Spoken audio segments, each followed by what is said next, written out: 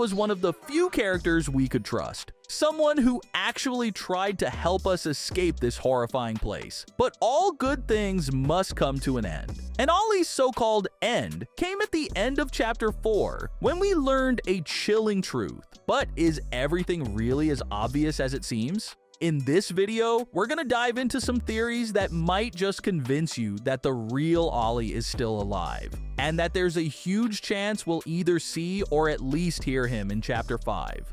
Throughout Chapter 3, Ollie was one of the most important characters for us. His tips and hints made surviving a whole lot easier. Well, head back out, and you should find a door just to the left of the cable car you took down here. Okay, I sent you another key. It's under the statue. Use it to get into Home Sweet Home.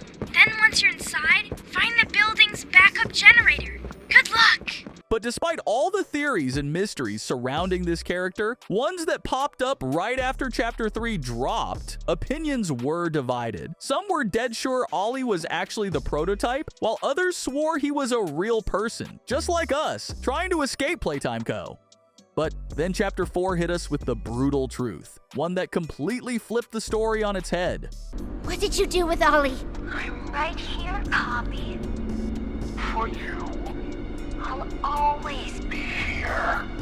Right now, we know that Ollie is the prototype, but that raises an even bigger question. What the hell really happened to the real Ollie? Is he still alive? And who actually is he? I've got two possible theories where Ollie survived and is still somewhere inside Playtime Co.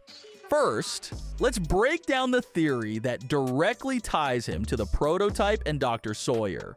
We already know the prototype has a freakishly good ability to mimic voices. Hell, we saw it firsthand during our first encounter with Harley Sawyer. Log code 24459. In relation, experiment 1006. The prototype. Stubborn as he is, and always silent with each passing session, I'm still uncovering fresh data nonetheless. Today's discovery. Ready to talk now, are you? I possess A question. Go ahead. Do you feel anything? This question referred to what exactly? You stick us. Feed us. Tear at flesh. Do you feel it? There's a secret inside you, 1006. Valuable beyond all measure. Even this theory isn't as simple as it seems. Yeah, the prototype is a genius-level monster with insane intelligence and all sorts of unnatural abilities, but his voice mimicry? That comes with a catch. For the prototype to steal someone's voice, he has to be around them for a long time. Meaning, if he really was the one on the other end of the phone the whole time, then he definitely knew Ollie and spent a lot of time with him. A perfect example? Theodore. This kid eventually became Catnap, one of the prototype's servants. But before that, he saw the prototype every single day, talked to him, interacted with him. This just proves again that the prototype is a master manipulator. He knows exactly how to win people over before using them for his own plans. And we can't forget about the Poppy doll itself, created from the remains of multiple children through the Bigger Bodies initiative, which also involved using human parts in experiments. We're not gonna dive into the whole theory that Elliot Ludwig is the prototype and that he's just trying to take care of his daughter Poppy, who's now a doll made from his daughter's remains and all that, cause honestly, that doesn't really matter for today's discussion. What does make sense, though, is the theory that Ollie was one of Sawyer's victims in the Bigger Bodies initiative. We know for a fact that the prototype and Ollie talked for a long time. But now, the prototype is saying that Ollie was around a very, very long time ago. Meaning, the prototype might have taken Ollie's voice for his own purposes, then threw him into an experiment. If that's true, there's a real chance we'll run into Ollie in Chapter 5, but as a Bigger Bodies experiment. And that's where things get really interesting. This theory actually makes a lot of sense when you look at what happened at the end of Chapter 4. We lost everyone who could have helped us. Doughy? dead by our own hands. Poppy freaked out and ran away. Kissy? At best, she lost an arm, and at worst, she didn't make it. Either way, she's in no condition to help us. So, if there was ever a perfect time to run into the real Ollie as a bigger bodies experiment, it's now. And if we want to prove that it was actually the prototype on the phone this whole time, we just gotta listen to one of the VHS tapes. Poppy? Are you there? Yes. Yes, I'm here. When you didn't answer, are you feeling okay?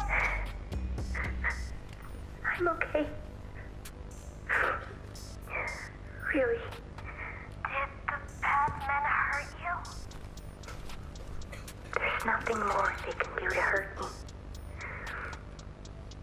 Nothing more than what they've already done. Something's bothering you, Poppy.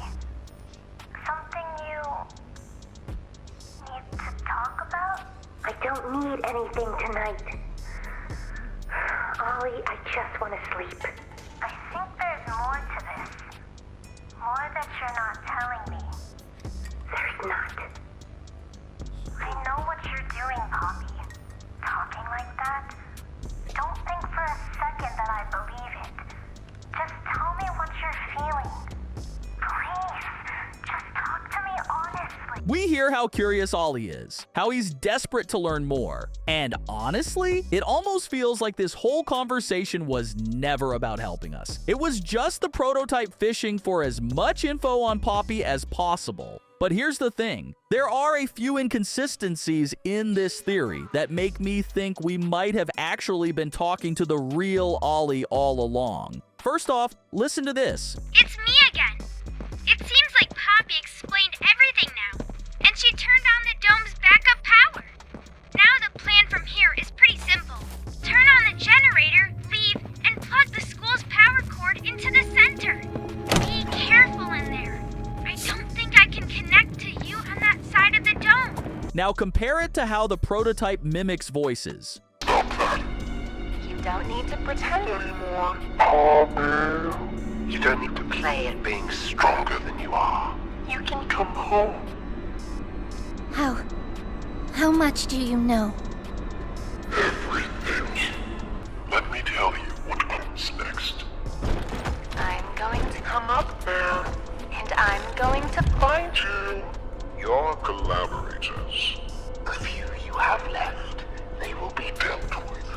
Yeah, maybe this is a bit of a reach, but hear me out. Ollie's voice just feels too structured, too clear, compared to how the prototype usually talks. And based on that, plus something else we'll get into in a second, I really think we might have been talking to the real Ollie this whole time. The only question is, what was his endgame? In previous part of the video, we already figured out that the prototype spent a lot of time talking to Ollie. And if we draw a parallel with Catnap, who, let's not forget, used to be an orphan before the prototype finally got in his head and turned him into what he is now, then it's totally possible the same thing happened to Ollie. And considering his kid-like voice, we know Ollie wasn't some Playtime co-employee. There's like a 99% chance he was one of the orphans living at the dormitory. So the idea that the prototype manipulated him into taking his side, yeah, that's not a stretch at all. And if that wasn't enough, there's actually something Poppy said during our convo that strongly hints Ollie might still be alive. The orphans weren't killed during the Hour of Joey. They were taken. They're below, in the labs. The prototype's home. They are alive, but sleeping. They're with him. And he knows we're here. So, if we're going to free them and stop the prototype, we need to plan for both at the same time. The red smoke he redirected from Playcare? It's an accelerant. All it needs is high pressure and a little spark, and it ignites. The plan is this. We'll fill the foundation with smoke and line it with old mining charges. Then once you, me, and Kissy have freed the orphans, Our friends here will blow this place sky high. Yo, if you really think about it, during the Hour of Joy, which kicked off all the horror at Playtime, only the staff got taken out, while all the orphans stayed alive. Well, at least we never saw the risen monsters mess with any kids. So yeah, Poppy might be right after all. Ollie could be chilling in the prototype's lab, just in deep sleep. Makes you think back to Chapter 3, where we first met Ollie, right? So, we've looked at a few theories, and in any of them, Ollie's alive. Either he's now part of the BB experiment, or he's working for the prototype, and all these mind games are just a big illusion of friendship for the prototype's benefit. Or maybe Ollie's just knocked out cold, and the prototype straight up stole his voice and learned to mimic it perfectly. I want to know which theory you guys are leaning towards. Drop your thoughts in the comments. Of course, we can't rule out that Ollie might be dead by now, and the prototype's just using his voice. But we haven't heard anything confirming that. We just know Ollie was there a long time ago, but nothing's been said about him being dead, so I'm not buying that theory. Either way, I can say with a lot of confidence that we're definitely gonna see, or at the very least hear, the real Ollie in Chapter 5. And the fact that we've already lost so many allies only makes me more sure of it. As always, I'd love to hear your thoughts in the comments. See you soon!